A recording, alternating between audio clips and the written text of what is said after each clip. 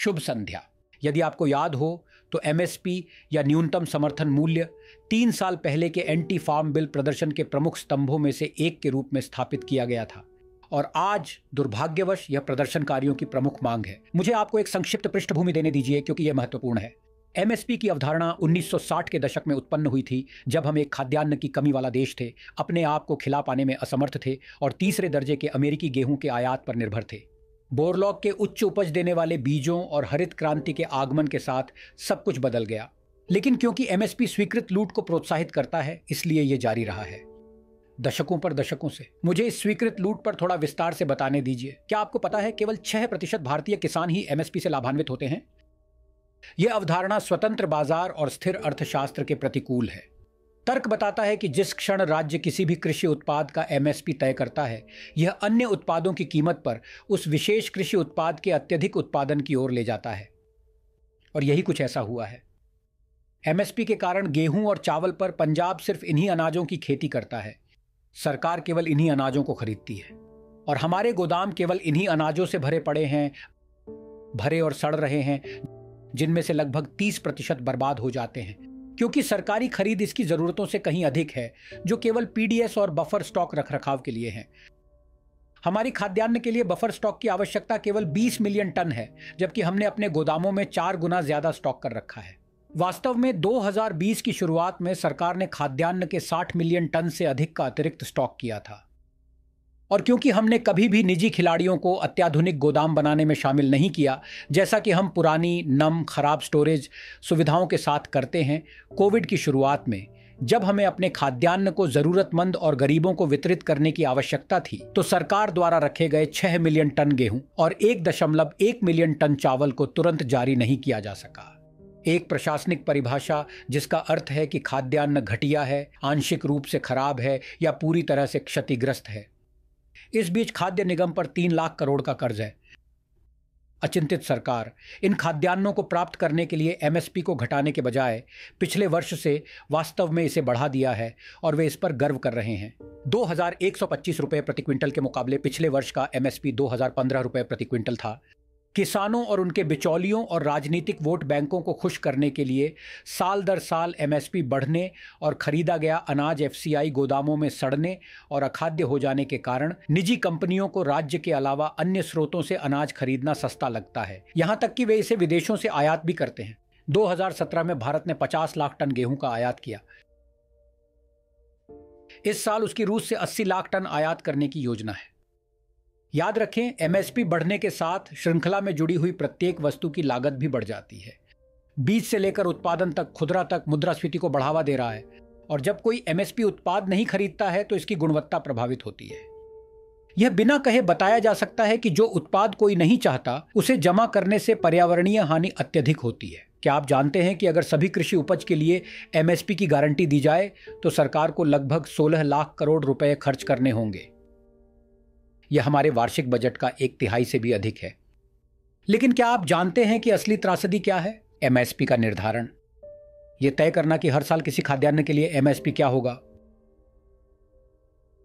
यह आंकड़ा और जिस तरीके से यह प्राप्त हुआ है बहुत ही पुराना और गलतियों के लिए प्रवृत्त है। आईसीआर का कहना है कि पिछले 15 वर्षों में उपज के दोषपूर्ण एमएसपी मूल्य निर्धारण के कारण भारतीय किसानों को 45 लाख करोड़ रुपए का नुकसान हुआ है। इसमें कोई आश्चर्य की बात नहीं है कि हाल ही में सर्वेक्षण में शामिल सभी किसानों में से 62% ने कहा कि वे अपनी उपज के लिए अपनी कीमत खुद तय करना चाहते हैं। सच तो यह है कि यदि आप निजी कंपनियों के लिए एमएसपी को अनिवार्य बना देंगे तो वे इसे खरीदने से साफ मना कर देंगे, क्योंकि खाद्यान्न और विक्रय होने वाले उत्पाद को आयात करना सस्ता होगा। किस कारण से राज्य को लोगों को उसके द्वारा निर्धारित मूल्य पर कुछ खरीदने के लिए बाध्य करना चाहिए? क्या हम साम्यवादी देश हैं? वास्तविकता यह है कि राज्य स्वयं भी अतिरिक्त उत्पाद, जिसे उसने एमएसपी से कहीं कम कीमत पर संचित किया है, निकाल देता है, जिससे भारी नुकसान होता है। तो यहां तक कि सरकार भी एमएसपी पर बेचने में सक्षम नहीं है। जहां तक कांग्रेस और उसके रघुराम राजन जैसे पाखंडी बुद्धिजीवियों का सवाल है, जब वे सत्ता में थे तब उन्होंने खाद्य कीमतों में वृद्धि के लिए एमएसपी को दोषी ठहराया था। लेकिन किसानों की बात कौन सुनना चाहता है? कौन इस सामान्य ज्ञान को सुनना चाहता है कि एमएसपी एक सोवियत युग की विरासत है जहां राज्य सब कुछ तय करता है? सोवियत संघ के साथ हुई नियति से बचने के लिए भारत को सोवियत प्रेमी विचारकों की बजाय तर्क और युक्ति को प्राथमिकता देनी चाहिए। फिर भी विडंबना यह है कि सरकार इन्हीं विचारकों की बात सुनती है। सच तो यह है कि जब प्रधानमंत्री मोदी ने कृषि कानूनों को रद्द करने का निर्णय लिया, उसी दिन उन्होंने दुनिया को एक संदेश भेजा। यह लोकतंत्र पर अराजकता, तर्क पर अज्ञानता और स्वतंत्रता पर नियंत्रण की विजय थी। संदेश था, सड़कें रोको, हड़ताल करो, लूटो, हत्या करो, घेराबंदी करो और मोदी झुक जाएंगे।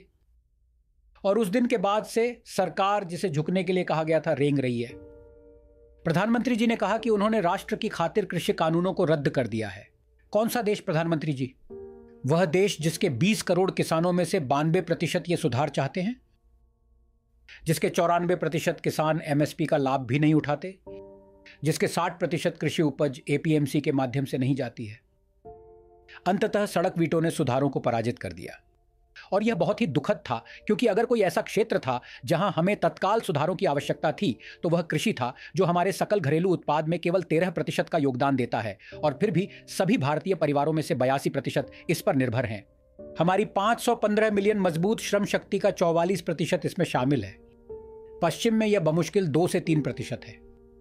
बिचौलियों द्वारा लूटे गए, सरकारों द्वारा ब्लैकमेल किए गए तत्वों से पराजित होकर पिछले 17 वर्षों में 3 लाख किसानों ने आत्महत्या की है। उत्पादन से लेकर खरीद तक पूरी श्रृंखला पुरातन, लगभग मध्ययुगीन है। और यहां ऐसे सुधार हुए जिन्होंने ये सब बदलने का वादा किया। मुझे बताएं, सही दिमाग वाला कौन सा किसान अपनी उपज की कीमत तय करने में आपत्ति करेगा, जबकि दोषपूर्ण सरकारी एमएसपी मूल्यांकन के कारण उसे पिछले 15 वर्षों में 45 लाख करोड़ रुपए का नुकसान हुआ है? कौन सा किसान अपनी उपज को भंडारित करने के लिए स्थापित उच्च गुणवत्ता वाले गोदामों पर आपत्ति करेगा, क्योंकि सरकार अब जमाखोरी की ईसीए घोषणाओं के कारण मनमर्जी से गोदाम मालिकों को जेल नहीं भेज सकती है? कौन सा किसान इस बात पर आपत्ति करेगा कि निजी कंपनियां उसके साथ अनुबंध करने के लिए तत्पर हैं? लेकिन यह प्रश्न केवल तार्किक सोच वाले लोगों के लिए है, उन लोगों के लिए नहीं जिनका उद्देश्य किसी व्यक्ति को मछली देना है, न कि उसे मछली पकड़ना सिखाना। धंधा है सोशलिज्म, धंधा। और सोशलिज्म चुनाव जिताता है। मुझ पर विश्वास नहीं होता? 2019 के कांग्रेस घोषणा पत्र में कृषि अनुभाग के अंतर्गत बिंदु संख्या 11 इस प्रकार है: कांग्रेस एपीएमसी अधिनियम को रद्द करेगी और निर्यात और अंतर्राज्यीय व्यापार सहित कृषि उपज के व्यापार को सभी प्रतिबंधों से मुक्त करेगी। उसी कांग्रेस घोषणा पत्र में बिंदु संख्या 21 कुछ इस प्रकार है: आवश्यक वस्तु अधिनियम नियंत्रण के युग का है। कांग्रेस ने इसे एक सक्षम कानून के साथ बदलने का वादा किया है, जिसे केवल आपात स्थिति में ही लागू किया जाएगा। और अब मैं पंजाब कॉन्ट्रैक्ट फार्मिंग अधिनियम से उद्धरण देना चाहता हूं, जो तब लागू हुआ था जब कांग्रेस पंजाब पर शासन कर रही थी।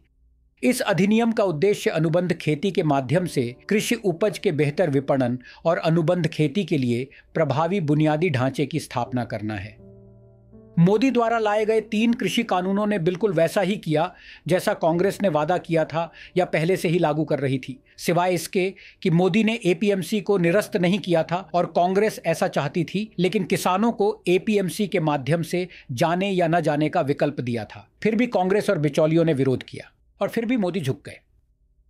वास्तविक ब्लैकमेल का विरोध करने के बाद दुर्भाग्य से वह भावनात्मक ब्लैकमेल का शिकार हो गए।